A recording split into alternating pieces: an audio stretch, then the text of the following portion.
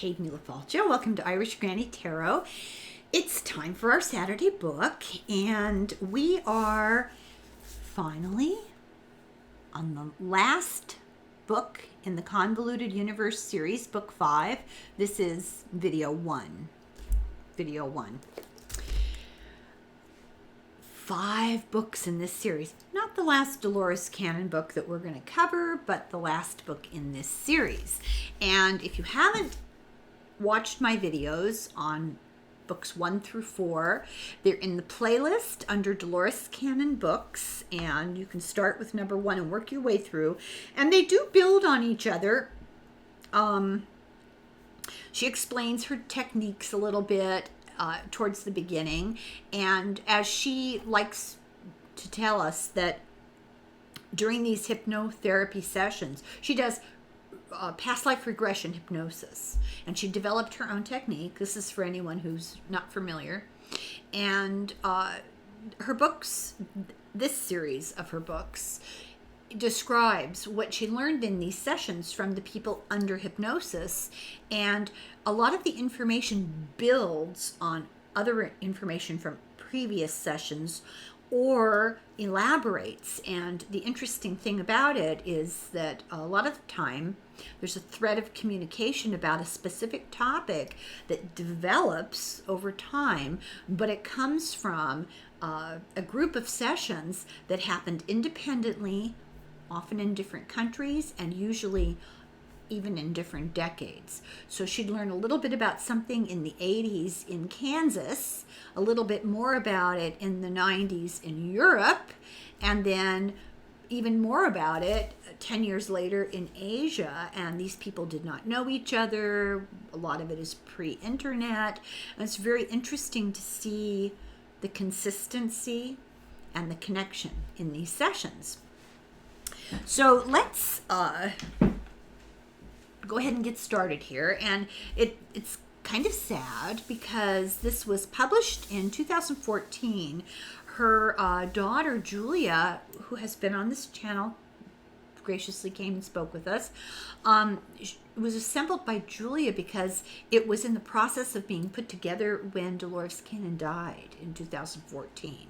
So it's a little bittersweet, to be at this point. This is a foreword that she wrote the year before she died. For those who are just now joining us, welcome to the adventure and the journey. For those who have been part of the entire journey, welcome back, and I hope you find more interesting concepts as we continue the adventure. So read with an open mind and be prepared to have your minds bent some more. After all, pretzels are an interesting shape. They really resemble the symbol for infinity, don't they? That's hilarious. Okay, so the book starts section 1. It's divided into sections. The first section is called Finishing Karma. Chapter 1, The Glass Box. She has a subject named John, and in trance he finds himself inside a cloud of bright yellow light. And it's a cloud, but it's light. But it's not. She asks him, and he says he has not returned to source, as is described in her previous books. He could see that there was a little bit of an opening in this fog and a blinking of lights. His own body, she asked him to describe himself. He was a vapor cloud. He sees what he describes as maybe an angel, something in a robe, beside these lights. And he knows intuitively this is his guardian angel, but he says he can't discern a face because it's covered in gold, like gold light. And he knows it's always with him, and he knows it would never let anything happen to him. This entity takes John where he's supposed to go. And he ends up going into a cave with a big light. He feels like it's a kind of a meteor, and that it doesn't necessarily make sense. That the meteor fell into a cave and is illuminating it. And then the whole cave is emanating light. He says he's being shown this because it's the creation of his being. He says, we are light and we create light. He says, at the impact of this meteorite, what he describes as a glass box fell out of it and broke open. And it was used as a container to carry the light of his life. So I don't know, is this metaphoric? But this is how he describes it. He said he was placed in this glass box by the caregivers, and he says he's not from Earth, he's from far. He came because of changes on the Earth, because some people on Earth are falling into darkness. He says there's many ways to achieve bringing light to the world. There's no right way, and this is just how it happened for him. He says his soul is light, and it came out in a gaseous state.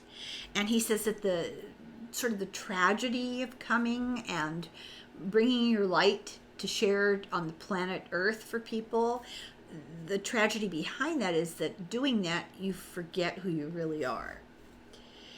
But he says he eventually, once he was here, eventually chose a physical form and picked his parents because of the unity of their relationship.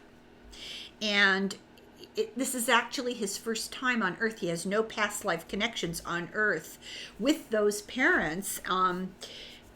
He feels kind of alone because he's, truly a stranger in a strange land.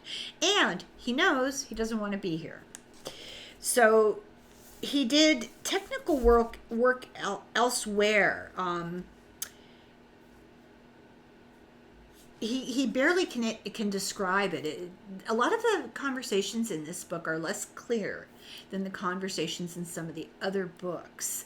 And Canon makes reference to that kind of often. She tries hard to describe what it is that's being told to her, but the narrative is sort of broken and overlapping and doesn't always make sense. So I tried to make sense of it, and I hope read the book.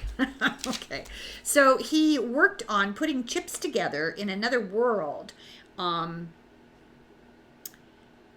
He was kind of a humanoid, and he was called upon to come and fight change on planet Earth.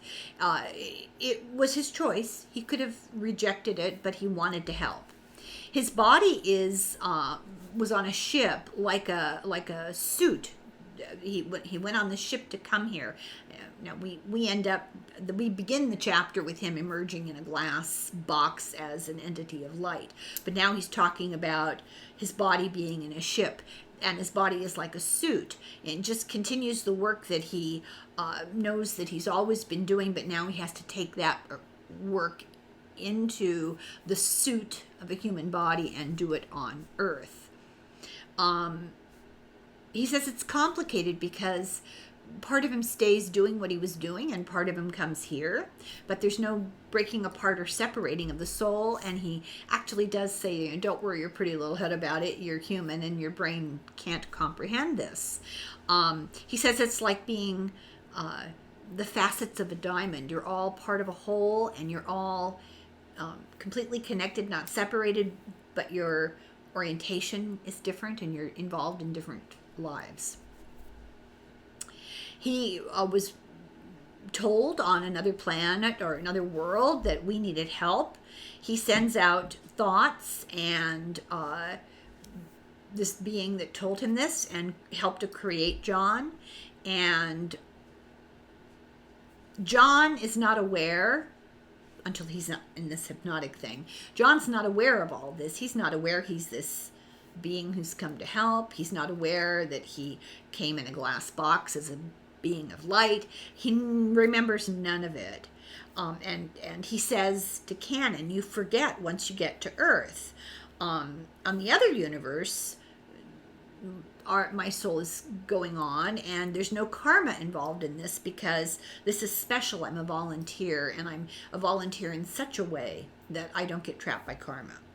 So many of us here are here because it's like a school for us, and in the context of being in a school, we have lessons to learn and we make mistakes, and those mistakes trap us in karma until we can rebalance it over many lives. And John says that volunteers are protected from the cycle of karma by love. So you get the impression that they're more elevated beings. Yes, the next sentence, they're from a higher light. Those of the light, the higher light, sometimes try to talk them out of coming because, hey, Earth's no fun. Earth's hard. But there's a lack of understanding that this is their mission, and so they're going to, on the part of others, and so they're going to come and do the job that they want to help with. He says people on Earth are against each other, and they're against the positive things, positive changes that should happen. And it's difficult for volunteers because they're starting fresh on Earth, and they can't connect to their source. The door closes once you get here. And he says it's hard for him to understand when love is not. And he says, fortunately, he's strengthened and intensified by the light. It helps to strengthen him. So he worked in a hospital, as John, as his life right now, worked in a hospital, and he doesn't realize this, but he actually helps to heal people with the energy that comes through touch from his hands, and he's not really aware that that's happening. It's not like he's doing it intentionally. It's just his presence is healing people. And having this session serves the purpose. Get led to go to these sessions, and the purpose it serves is to help remove blocks of doubt and fear from him, subconscious, so that he can do the job that he's here to do. And when he's done here, he will return to the source. And she's told that volunteers are making a difference, here on Earth, but we need a critical mass of them in order to really do what needs to be done. Chapter 2, an end to killing. So now she has a subject named Ben, and in his regression, he finds himself, in the gladiator ring, fighting to the death, and he says that he doesn't want to do this, and he's sick of being a gladiator, and he lets his opponent kill him. He said he was chosen and trained from the time he was 10 years old. And he's been doing it for a long time. Thousands of people watch, and they enjoy the killing, and he hates it. He says it's not right, and he's sick of it, and he wants to quit. So they're not allowed to quit, so he would rather die. He gets a knife in the chest, and he looks down at his body, and he says to Cannon, "This is such a waste." He said when he was young, he had a huge ego about being big and strong. And eventually he saw how death affected others, like the losses of the people who were left. And he says there's no purpose to this. This is useless entertainment. This is not in defense of an ideal or the protection of somebody else. It's just mindless, violent entertainment. And he says it's sad because it would have been better off he would have been better off himself if he had let the first person he fought kill him. He says, we're not here to kill. We're here to honor life. And once dead, he feels he can go and rest, and he's taken back by a light being to someplace peaceful to just sort of, hibernate in a way, spiritual hibernation. And he wakes when he's rested enough, and he's taken to a room where there are beings who discuss this life he's led. And he says these beings are beings of light with great wisdom. And what did he learn from this gladiator experience? He learned not to kill. He learned to honor life, to give love, to not have an ego. That you will be held accountable no matter who you are. I hope everybody's listening. And now he says he's ready to go ahead, and he's rested, and he's ready to go ahead and plan his next life. And it's suggested that he be an education writer.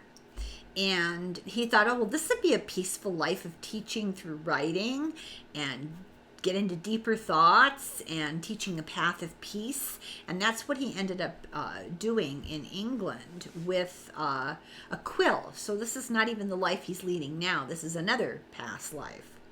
He picked his family. His mother was named Sarah, and apparently these two souls knew each other from a previous life.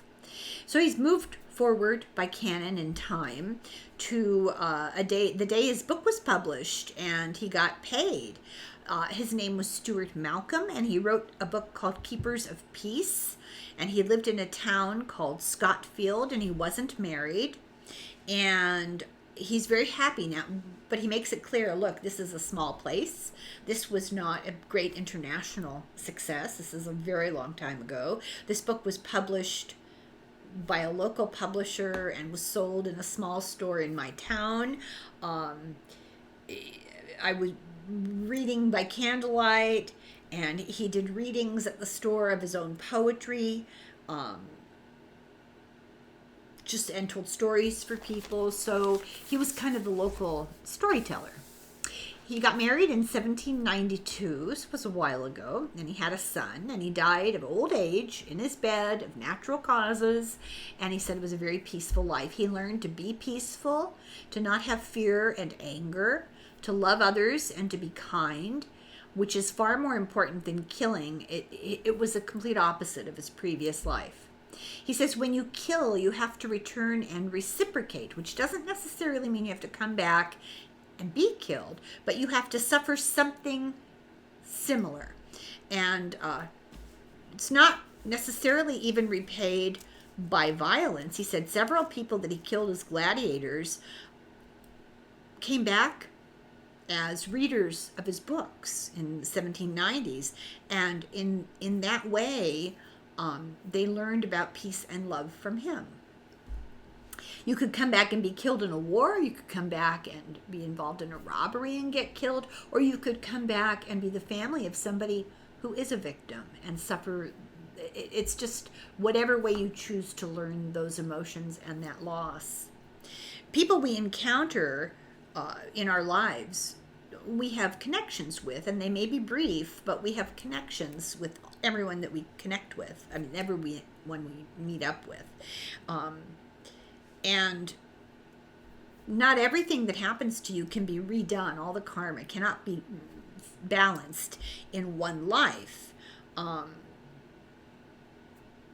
But you eventually will accumulate different parts of your lessons over a number of lifetimes. You might design a life contract where one person abuses another, but doesn't accrue karma. It's a whole soul arrangement, which is a little hard to understand. But it has to do with past life debt. So you never know. You never judge not lest you be judged. You just never know what people are working out together. And he said that's why it's so important for forgiveness.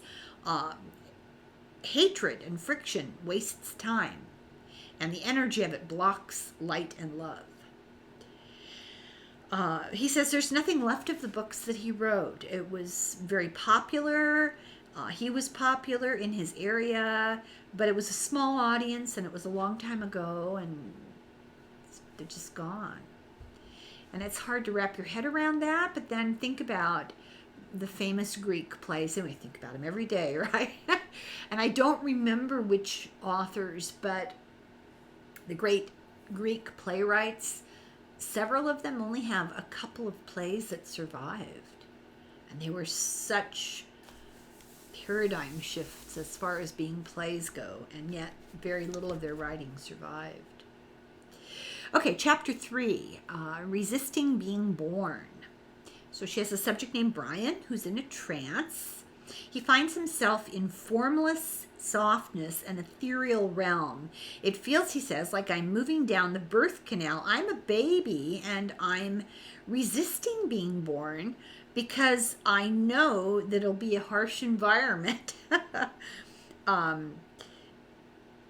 so So then he describes this very bright light and loudness and a hospital room and medical staff.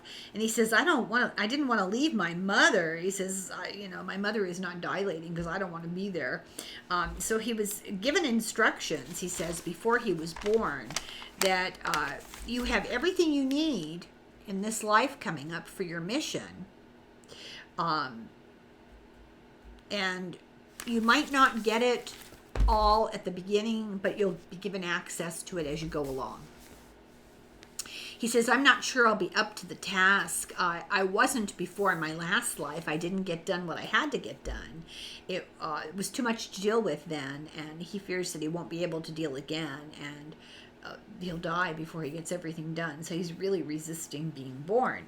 And he fears repeating trauma. He remembers some kind of a battlefield experience and the fear involved with that. But he had to return because he hadn't finished the past life. And he did have a choice about it, but the choice was more about when to come or when not to come, but not would he ever come, because he had to come eventually. The mission was to overcome everything in time and space and create something tangible to help other souls. He feels that he was previously persecuted brutally. He had been burned alive in a past life, and it had something to do with the same life he remembered as being in a battlefield. So he must have been captured or something in a battle. He feels it's his mission to manifest divine love in this physical world, to create divine artworks. So manifesting love by creating divine artworks. Multi-senses to help induce the feeling of the inevitable. I'd like to see that. He says he's got a big fear of fame, and because notoriety creates all kinds of problems, both in the real world and in karmic balance.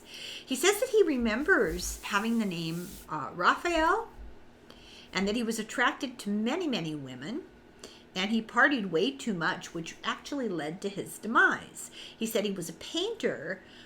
Now, these are his words, not mine, but he said that in his past life, too much sex made him sick.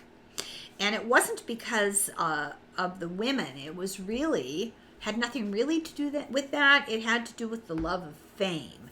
So you get the sense that he lived an indulgent, sybaritic life. He was dissipated, right? So she looked up the painter Raphael. From 1504, he had many affairs, and his death was caused, according to the story, by a night of excessive sex that led to a fever. And he didn't tell the doctor what he'd been up to and where the fever came from, and he received the wrong treatment and he died. So I guess the implication is he got some kind of infection and it killed him. But he had to come back as Brian to repay that life and bring those same artistic energies forward again, because that creativity was really needed now. We need the divine energies like those that manifested Renaissance art. Yeah, I could see that. So he had to be convinced to return to finish the job, and it was inevitable that he would come. So it was an hour later. He had to decide that. And in this time period, he would have all the tools that he would need to do a really thorough job of his creativity, and he would have the abilities to do it through music. But he needed to love people without judgment. This was a big lesson he needed to learn. Music is his deepest soul love and his deepest fulfillment, that he would rebalance his karma, and he would not have to come back. So he had physical issues from his past fears, and during this session with Dolores Cannon, she did light healing with them. In a lot of these sessions, it describes people's physical issues, why they came, what aches and pains they had, and what she did to help them. And unless what she did was something significant in a more general sense, I'm not going to tell you all about how they don't have lumbago anymore, because nobody really wants to hear that. And I have, a message. this is the message that he received and told Canon. You're worthy of loving yourself. You've done great things in the past, and you will do great things in the future. You're doing a great thing now. All will be revealed to you. You are divine. Rejoice. The rest of your life will be jubilant. Impart that to others, jubilation, and they will not feel threatened by their own jubilation. They'll revel in it. As you revel in yours, they will revel in theirs. So now we have chapter 4, the mermaid. Oh, this is a weird one. I remember this. So Linda is the subject, and she comes into a scene that's changing and very confusing for her. First, she finds herself floating in air, and then she realizes she's floating in water. As I said, some of these stories are disconnected, confused. They unfold as the person figures out what's going on. So I'm not describing to you immediately what they determine is what's really going on. I'm describing the process, and that's a little hard to follow sometimes.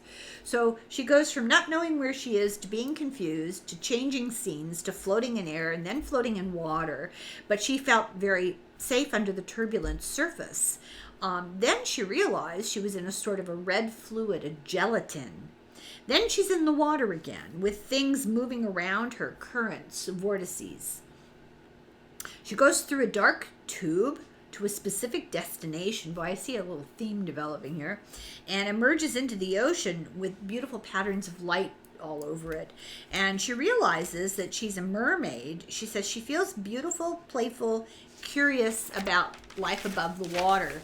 She's the star of her own little mermaid. Her name is Ariel. She says that she eats vegetation in the water and communicates with other life forms in the water, plays with the microscopic life forms, plays with fish, etc., etc. She's discovered by a man, a human man on the ground, who's curious. They're curious about each other. And she feels foreboding. She feels cold and dark out of her environment. But what happened is he trapped her in a net. And she sees him as an ogre. And it's more not what he looks like, but what he feels, his energy. She feels fear of it. And it proved to be true because he killed her. He couldn't handle the intensity of her light energy. He just didn't understand her. So she sees her light energy leaving this mermaid body. She goes through a ring of light energy to a council.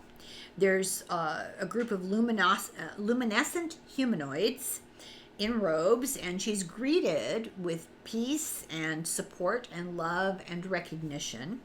Her mission was to have the guy to see that there's more to life than just what he sees in the 3D world, that there's energy and glimpses of other realities and a larger universe, and he needed to learn that. So that was her contract, to share her energy with him. And of course he reacted badly. And now she's being assisted by this council in finding her next life. So they read her energy and they guide her to where she needs to go. And she finds herself entering a fetus in utero. And she's never been human before. She knows going into this that she's going to be in a loving, caring family, so that's a good thing for her. She has a knowing of what she'll do, but she feels safe where she is and she doesn't want to leave. At birth, she's surprised at the environment she emerges into, that it's air and not water, but she feels very nurtured. And this is not the subject Linda, who's under hypnosis right now. This is a previous life. So from this past life, that she's in right, that she's talking about, she needs to learn from this life more about being free and playful. She needs to know that she'll always prevail and to be the light. Her death was a symbol of the triumph of light over adversity and brutality when that guy killed her. And she remarks, and I don't find this very encouraging or happy, eventually she says, we won't need to eat at all. We won't need to eat. Who said anything about needing to eat? Okay, chapter 5. Life intensified. The subject's name is William. It's a guy in his 50s, and he tends to be, in this lifetime, kind of a seeker, wanderer kind of guy. He's got a good job. He's got no family. He's kind of restless, and he's always traveling for work and stuff. He's embarrassed by and keeps secret the fact that he has pretty strong psychic abilities. So in this trance, he finds himself in a dark foreign place, like stones put together to form a wall. He says they're kind of crystal and basalt at the same time, and they're pointy. This extends in both directions. He realizes he's in a spiny desert with spiny desert vegetation. I'm distracted because I wrote spiny desert vegetation. But like yucca, is kind of the impression I got. He says, I can't turn around. He says, I'm all one color. I'm kind of a gray, brown, green kind of color. But I have one white arm. My right arm is white. I have like a skin. I have no neck. I have floppy dog-like ears. I have no mouth, no hair. I can't move because I'm clinging to the wall. And I can't let go because I'll fall if I let go. He manages to turn around and he goes down the bottom of the wall to the sand. And he says, I feel like I'm something very, very, very small. And he maneuvers to a point where he can see far. And he sees water and pine trees, mountains, and an island in the distance. But he sees no buildings anywhere, and he feels very alone. He doesn't feel threatened, but he feels he needs to be somewhere else. He's supposed to be somewhere else. He realizes he's alone on an island, that he was put there by stronger beings, and they thought that they were doing him a favor. They were well-meaning. They were much bigger than he was. They had white skin. So he describes what happened. He had been living in a stony place. He was happy with a lot of others just like him. And these white beings were taking samples of dirt and stone and accidentally scooped him up with one of the samples. And they felt badly about it. They didn't want to kill him. So the first opportunity that they got when they came to a similar place, they put him down. But he's sad because he's alone now. He's been isolated from the beings he was with.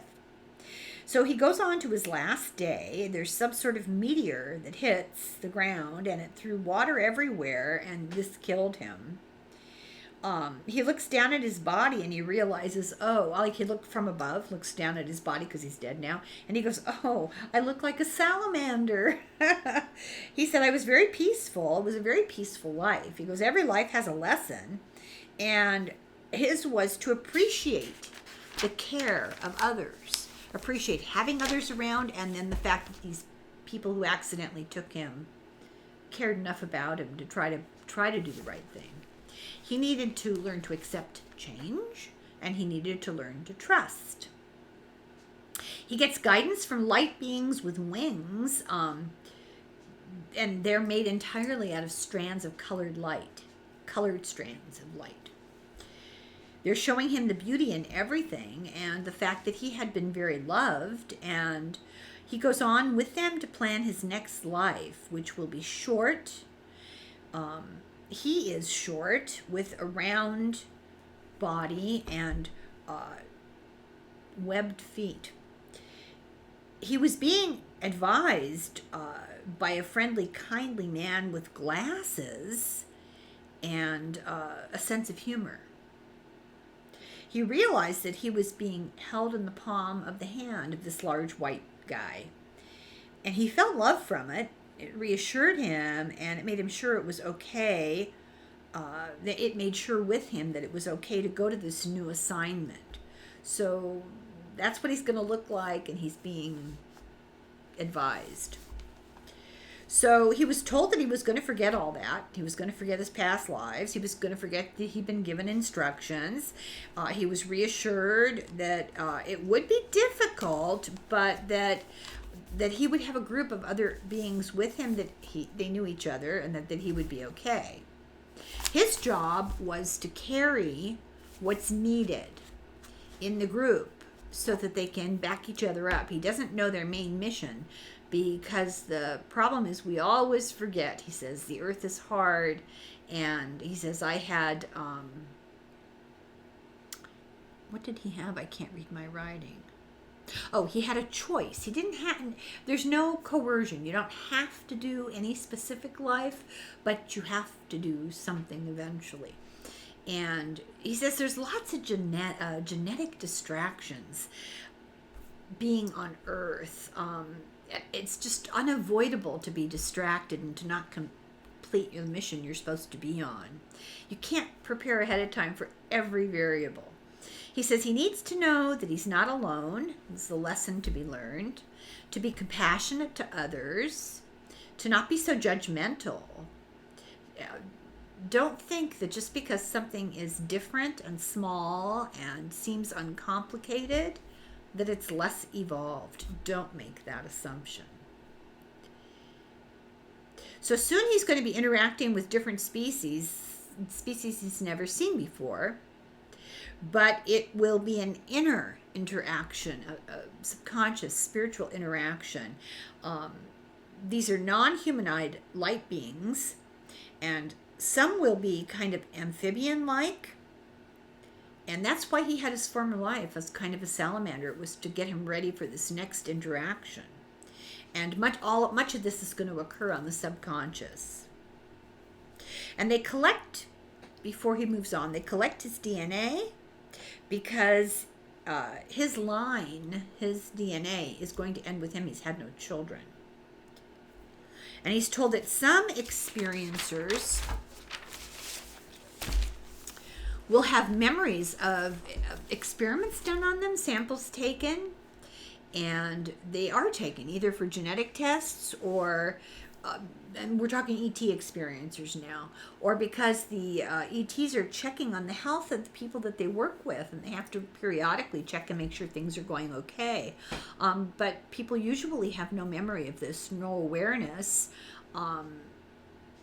because they would be too freaked out. And the ones who do remember get freaked out. So samples can be collected too. It's kind of like collecting seeds, he's told. He has special self-correcting components in his DNA to protect him from the environment. So he's one of the people who's been genetically manipulated to allow him to continue in a healthy state and to do whatever energetic work he's supposed to be doing here on Earth. He says these encounters are for the greater good, and they've been agreed upon ahead of time by souls involved. He says there are many different programs. Eggs get taken, DNA gets preserved, etc., etc. And we have chapter 6 called Switching Places, and the subject's name is Katrina. She emerges from her within her trance into a tranquil forest near a lake. She says she sees many deer, but they don't seem afraid of her. She feels like she's maybe part of the group, that they are her people. She's a young male in simple clothes and barefoot with shaggy hair. Now we're going to stop calling her she, Katrina, because now she's in this past life a young guy. So he runs away to the woods, and he's running away from his tribe, from his village, and he prefers to live alone in the woods with the animals. He says he doesn't like being with these people because they kill each other, they kill the animals. He's not into that. He has telepathic communication with the animals, and they warn him when humans are coming so he can hide. He says the village is an arrangement of huts made of twigs and sticks. They're simple and somewhat impermanent because these people are nomadic. They travel with herds of animals. They wanted him to be a holy man, because they knew he had abilities. They wanted him to find animals to kill. And he thought that that was the wrong way to use the powers that he had. The tribe thought that he was evil because he wouldn't help them. So there was this conflict going on. And he didn't want to help the hunt. He didn't want to hunt at all. And he didn't want to misuse his abilities to do something like that. He didn't eat meat. And he ate less food than they did. And I think, what's this thing about food? I don't know. This is not making me happy. So they chased him away because he wouldn't cooperate with them. They thought that if they chased him into the woods, he wouldn't survive because he couldn't live alone. But he liked it. He liked the loneliness. It wasn't lonely. He liked being alone. He liked peacefulness.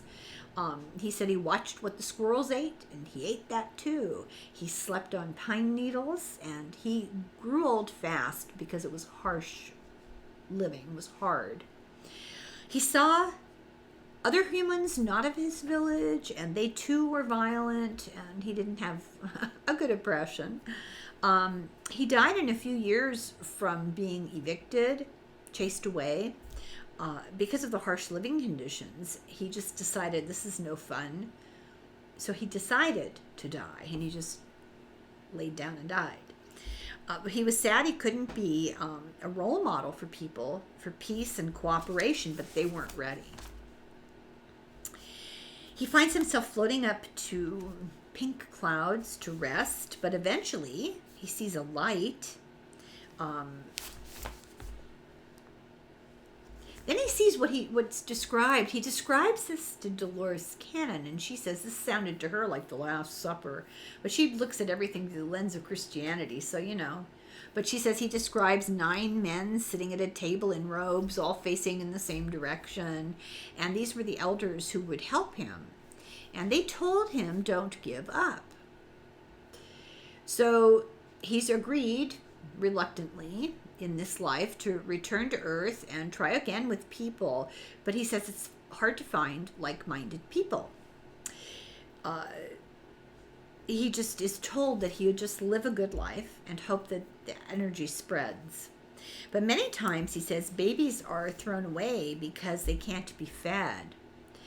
So he has all these lives where things get in the way and he can't complete his mission.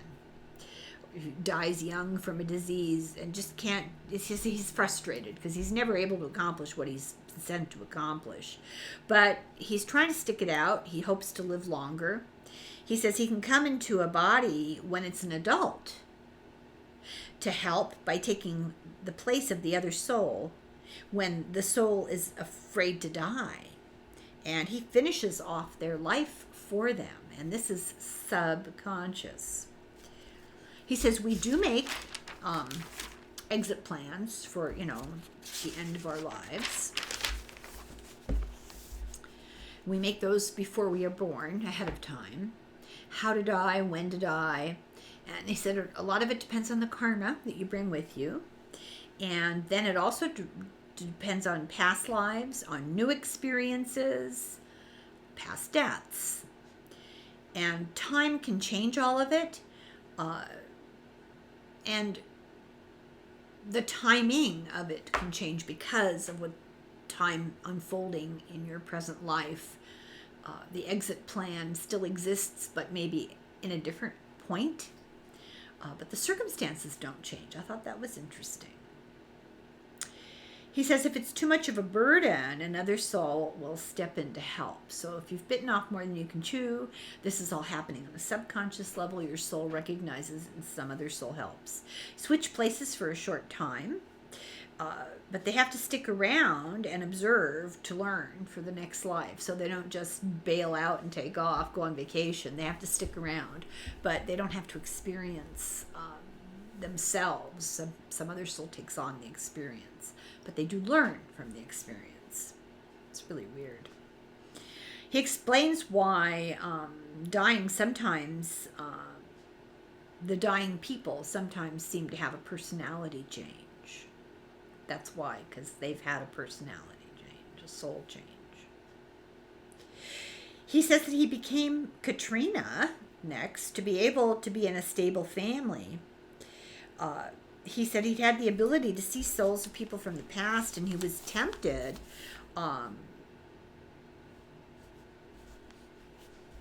to go because they dulled his memory. You know, he was seeing these souls from the past, and they were interfering with what he was up to now. So he was tempted to leave and just let some other soul take over. Katrina's purpose, he said, is to hold the light for people around her, to be a beacon, to set an example, to help those around her. But then this back and forth goes on with Canon and Katrina, and it's, you know, people aren't listening. You do all you can, and people don't notice. They give her some medical advice. It's alternative, and I wrote down, it's alternative medical advice. I don't want to say because ... YouTube.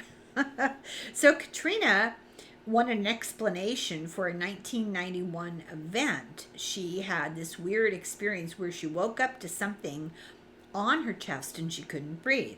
She was told it was an entity trying to jumpstart her, that she had almost died in her sleep, and this was a sort of guide entity that was trying to intervene and help her. So we're bringing in more and more energy, all of us, and downloading more of our higher selves to help right now. It's happening to everyone, but not everyone is noticing. But boy, everybody I know is noticing big time. She's told that heaven is coming soon, and Earth is going to meet with heaven, and Earth will go up to join with heaven, kind of like a ladder. I get the sense that we're speaking once again metaphorically.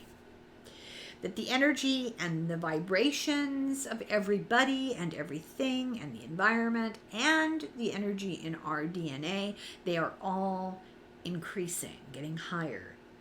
And sometimes people will experience, will actually feel it as dizziness or sickness. And she's told that good health requires us to take care of ourselves. And that means you're living well with the earth. She's had some regressions that don't sync with time periods, Canon says.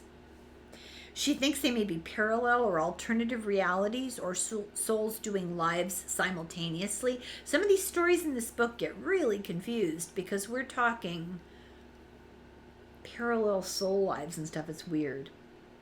And Canon's conclusion is that reincarnation may not be linear. It may not be you started out in the Stone Age and you, in a very linear chronological fashion, reincarnate, make your way through Victorian era to the modern times. It may not be like that at all. You may hop around. It may be different universes, not universes, but different realities. So very, very weird. I'm going to stop here because I know it's a tiny bit short, but it's the end of a section. It's a good place to stop. This is very much in keeping with Dolores Cannon's other books. Anyone who hasn't either read them or seen the videos, really you should, because it's intriguing. There are some really strange stories and experiences in these books. Fascinating stuff. Very enlightening. So, a little game I like to play with myself is, how do these stories coincide with other things from other authors, other sources? They often do. It's very interesting.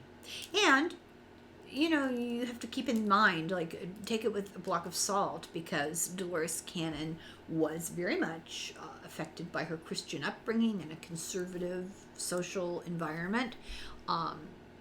It's good to know that. It doesn't negate anything or verify anything. It's just giving contextual information. So, end here.